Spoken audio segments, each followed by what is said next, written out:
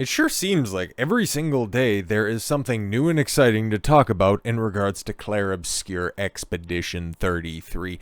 This game has been an absolute banger by everybody that's played it, and according to their newest release, 2 million copies sold. And I also heard rumors about the physical copies also being completely and totally sold out everywhere. They set expectations, and they far and away achieved and exceeded all of those, and you'll love to see it. Okay, everything that I see about this game, I haven't had the opportunity to play it yet. I want to have ample time to give myself to something that just looks totally up my alley. Okay, we've talked about the development side of this and how the guys, the 30 people, the 33 people, wink wink nudge nudge, who worked on this, who were disgruntled and possessed, the Ubisoft folks just decided to go, I'd rather be doing something else, and then just sourcing people, not even from within the industry, but just excited and passionate people getting together and working on something that is being rewarded time and time again by the public. And you can just take a look. You can go up and down their social media accounts, and they're retweeting fan art. They're just being overly complimentary to their audience. Literally, everything that I'm seeing coming out of this game is exactly what I want the rest of the industry to be, okay? Because normally when we're talking gaming, okay, it's been pretty dour in recent years. Now, earlier this week, we talked about the GTA 6 trailer, and I really, really like that. And yeah, whenever we can talk about Expedition 33, I really like to do that, because pointing out the successes where I see them and bolstering the stuff in the industry that I really like, I think that's as important, and potentially even more so, we'll see how this ends up ultimately playing out, is just as important as pointing out the follies and foibles. And so when Sandfall announces that, they've sold another 1 million copies, okay, they've reached another milestone, I like to point that out, okay? And something else, like I said, there's something new every day. And while this came out, this announcement, the last time we talked about Expedition 33, something else that they just achieved, okay, Clair Obscur Expedition 33, success continues as its soundtrack tops the Billboard classical music album charts, which, yeah, I've heard a lot of great things about the soundtrack, and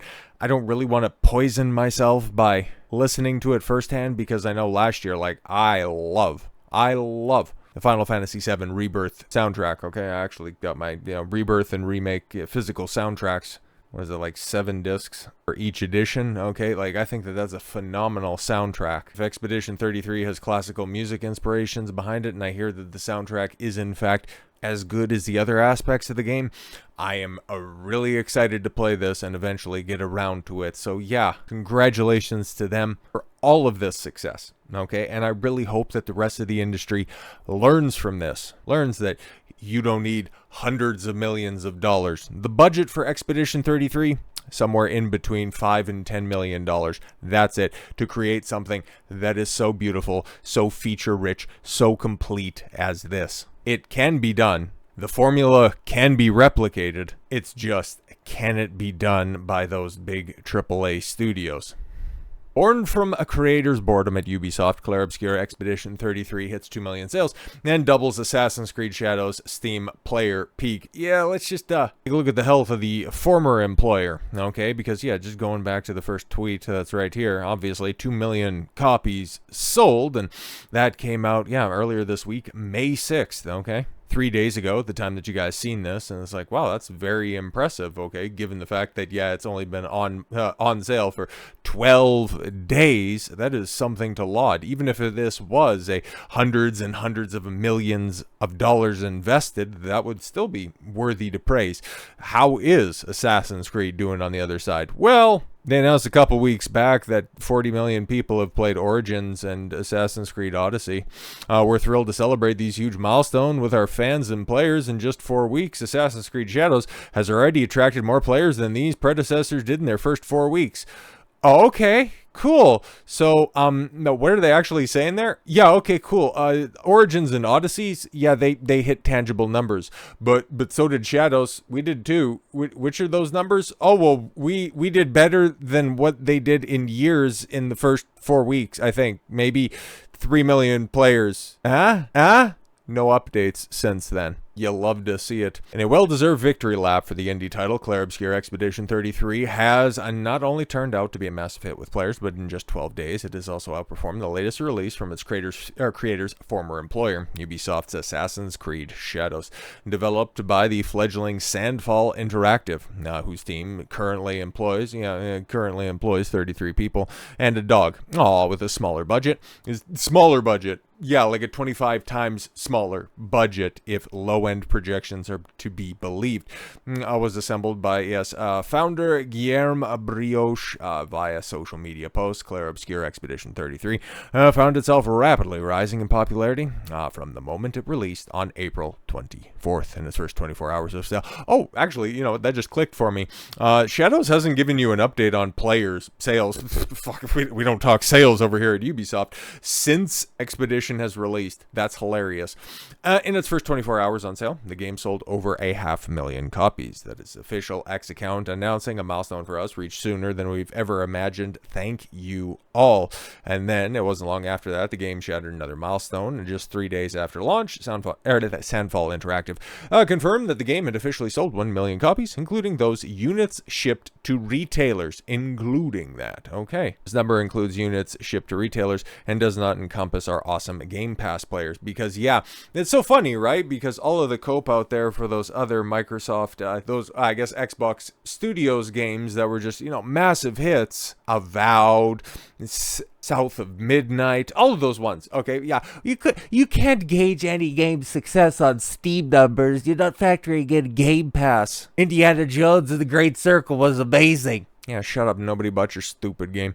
12 days in, yes, Expedition 33 crossed 2 million sales. Watched in awe as so many of you began your journey, feeling every step, every emotion, every revelation alongside you. To those of us joining us, welcome tomorrow comes. That's the post we looked at to begin with, and it's been met with nothing but praise. Expedition 33 isn't just selling well, but it's also receiving high praise across the board, having received not only a wave of 9s or higher reviews from numerous critics, but also likewise a rating from players, as indicated by its current 9.7 Metacritic user score. And to really put that into context, because it doesn't really mean that much, Expedition 33 becomes Metacritic's highest rated game of all time, which I don't know. Okay, there's some people out there that are just loath to say that anything new, is going to have to stand the test of time, and it's going to have to wade through the crucible of all-time competition before you anoint something as the greatest, your favorite, any of that type of stuff. But I mean,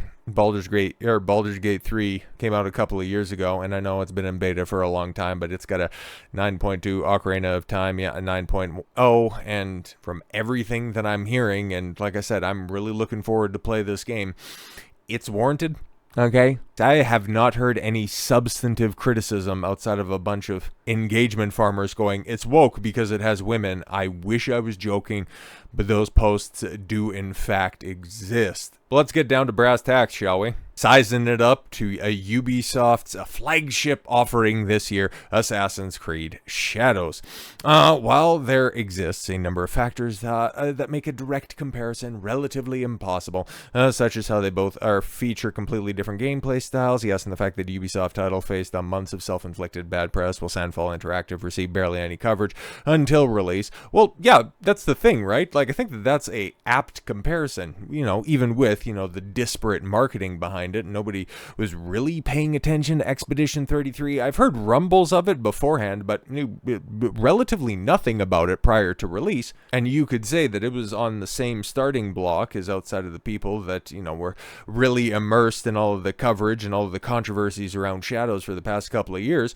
There's a bunch of normies out there that would go, Assassin's Creed, okay, yeah, I'll play it. I like those games, and I got some free time, and there's nothing else that's really of substance coming out in March. So you can go ahead and factor that in. I think that ends up making it a little bit more of a reasonable comparison than at first thought. Not only did, Expedition 33 reach 71,000 players in the first 24 hours, but in the same 3 days post-launch window, it achieved 121,422 concurrent players 3 days after launch, even amid a sudden and gangbusters launch of, Oblivion Remaster, which the competition that Shadows had to face was non-existent, and it only achieved on its weekend of launch 64,825 people, and I thought that was abysmal. I was anticipating, like, legitimately, I thought it was probably going to get to the numbers that Expedition 33 achieved. I thought that might end up being the high end, but still, 80, 90,000 people. But nope, 64.8.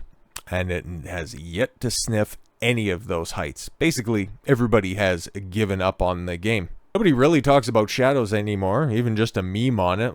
And most of the people who were playing it very much gave up on it because it was just the same rinse and repeat bullshit that plagued the Assassin's Creed formula for a very long time, and it didn't really have the characters to hold it up. But no. Apparently, okay, looking at its failures now that it's been out for a month and change, now we can start doing the post-mortem. Okay, we can accurately assess this as Ubisoft pissing off the Japanese audience and one of the most respected cultures around the world, telling them that we know your culture better than you do, so I don't know why you guys are being so mad about that, and then them getting their just desserts as a result. That's one take that you can have alongside many other aspects to this. Or would Ubisoft have taken away from this that Assassin's Creed Shadows consultant says that Asian men living in the West were more outraged about the Ubisoft title than people living in Japan? Oh, okay, cool. So you haven't learned anything. Fantastic stuff. According to a personal recollection of the Assassin's Creed Shadows historical culture consultant, Professor Saichi Schmidt-Hori, Asian male players living in the West were far more outraged and offended by Ubisoft's various cultural missteps than anyone actually living in Japan, with many seeing the game as yet another attack on Asian masculinity. Well, maybe that's one thing, but it was more of a substantive attack on Japanese culture and quality gameplay more than anything else. But okay, Professor Schmidt-Hori, who currently holds the position of Associate Professor of Japanese Culture and Literature at Dartmouth and served as the game's consultant in pre-modern Japanese culture and language, reflected on her experience both working on Shadows and weathering its discourse during a recent post-release interview given to Eurogamer's editor-in-chief, Tom Phillips. I think this is the one that was really pushing for, did a lot of goofy research about certain theoretical relationships between what's the nicest way that I could put this? Kind of a whole feudal Japanese Jeffrey Epstein type situation. Something like that. That was her fanfic. I'm sorry, area of expertise. Speaking to her contributions to Yasuke and Naoe's adventure, Schmidt-Hori began by admitting how initially I think they didn't know how useful I would be. Oh my god. Particularly as she didn't know any of the backstories. Oh, that's great. We're just going to go ahead and hire a consultant who doesn't know fuck all about the substance material. Ubisoft in a nutshell, ladies and gentlemen. They just asked me to conduct some research, and I agreed to do it. Recalling the fact that her time at Ubisoft, the team began with her being assigned to small projects, usually fact-check related. Sometimes they'd send me photos of Buddhist temples that exist in today's Japan and ask me to verify if something similar could have existed in the 16th century. And they threw in a couple of meme slides as well. A few of them were Chinese temples, and I don't really fucking know the difference. All I was just concerned about is where certain samurais would sheathe their swords, and that's all I cared about. What the fuck do I care about our ancient architecture? Or they'd ask me about like how certain groups of people were treated in the period, the kinds of things things you cannot just Google. Interesting. After proving herself knowledgeable, Schmidt-Hori was eventually asked to revise Shadows' script for Per Phillips' historical inaccuracies and inconsistencies. Lol. For an example of such a compromise, Schmidt-Hori pointed to Naoi's father, Fujibashi Nagato, and revealed Nagato is not his name. Okay, Nagato is the province of which he was the governor, so his real name would be Fujibayashi Nagato no Kami, something.